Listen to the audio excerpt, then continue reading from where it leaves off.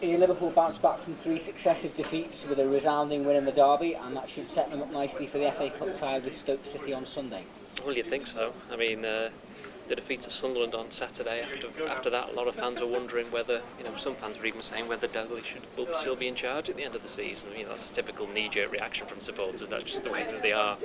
But what that did underline was the fact that there are problems at Liverpool, but then no one's ever escaped from that fact. They're not hidden from it. They're a team in transition, a team that's trying to build from,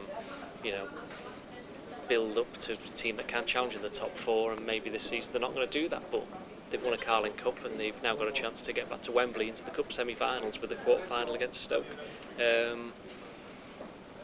Liverpool's performance against Everton was a lot better than than they played against Sunderland, and while you could say they played well against Arsenal, the fact is they didn't score a goal.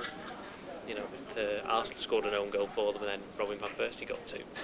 So you look at even the Brighton game in the last round of the Cup, Brighton scored arguably 3 goals, but obviously Liverpool were never in trouble there really.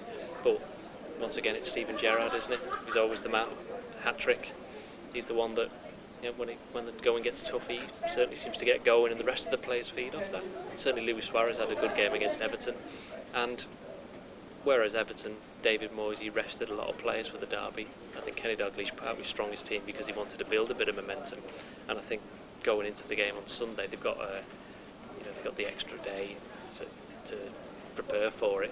So I don't see the exertions of Tuesday's game is going to have any effect on Liverpool's performance. What will be Stoke City.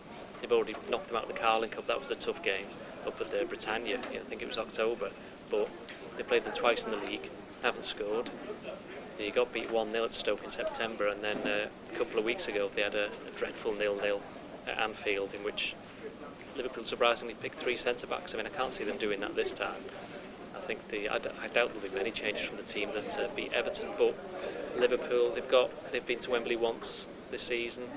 I think they've got a taste for it. Certainly the supporters have got a taste for it, and they'll want to get back. And if you look at the teams that are left in the FA Cup, Stoke at home is probably the one draw they would have wanted more than any other. And so they'll have only themselves to blame if they don't get to the semi-finals now, and I think they probably should.